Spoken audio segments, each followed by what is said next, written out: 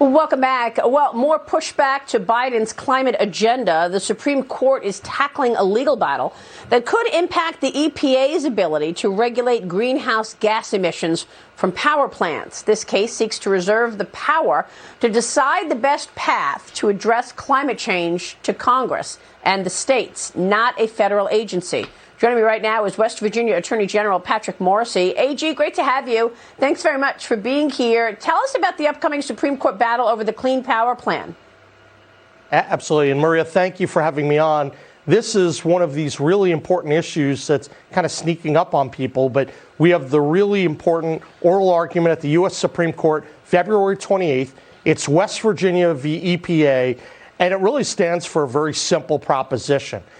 When you have these major questions of the day, those decisions actually need to be made by Congress, not by these unelected bureaucrats. And what we've seen over a long period of time, not just with EPA, but for many federal agencies, is that frequently people are trying to seize power when it's not there.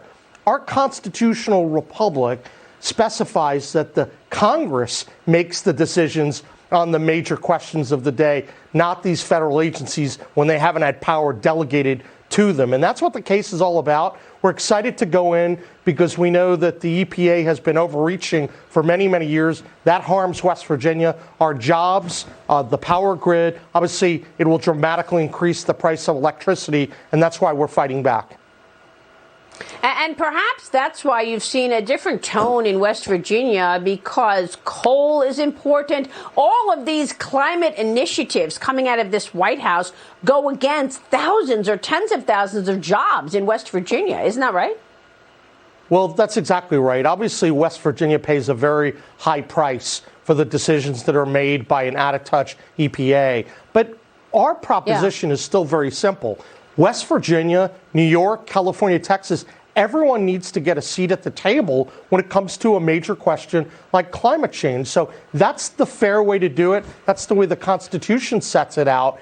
No one should get the unfair advantage of having one federal agency decide to unilaterally decarbonize. This is not the way our system works, and we're pushing the court on that point.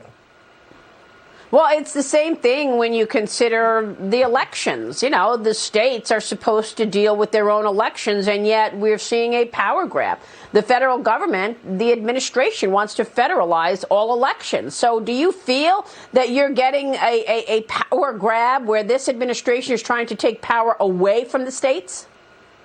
Oh, I think there's no doubt about that. You're seeing that across the board, whether you're talking about the issues pertaining to climate change, whether you're talking about what happened with the vaccine mandates. And then, of course, you have their absolute destruction, what's going on down at the border. And we've talked about that in the past, that this is a federal government and an administration that's not only not doing its job, it's actively harming the American people because it's not upholding its duties as the chief executive. Yeah, there's a real dereliction of duty, as we have spoken about in the past. I joined you a week ago at the southern border. You and 12 other attorneys general were there to view what's going on and the implications for your own states. And this morning we have a new report out by the Federal Commission on combating synthetic opioid trafficking. It finds Mexico is now the dominant source of the country's fentanyl supply and synthetic opioids. Between 2014 and 2019, fentanyl up 80% seized by federal authorities, and that comes from China. I want to get your take on this. You told me when I saw you at the border that Alejandro Mayorkas should step down immediately. Tell us what you feel in terms of Secretary Mayorkas, and what has been the impact of all of this fentanyl on West Virginia?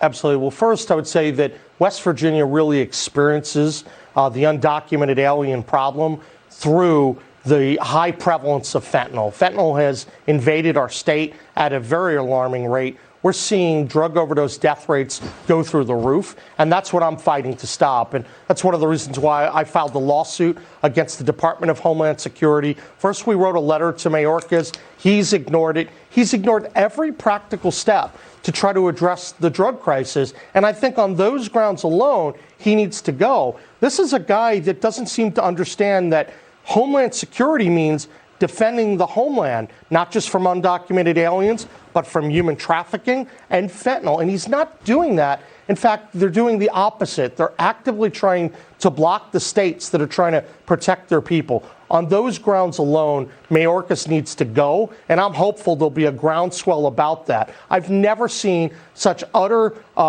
chaos than down at the border, and the administration's driving it, and it's got to stop. It's really hurting the American people, and folks are dying in West Virginia because of this terrible catastrophe. Yeah, unfortunately, I have not heard President Biden mention the word fentanyl once.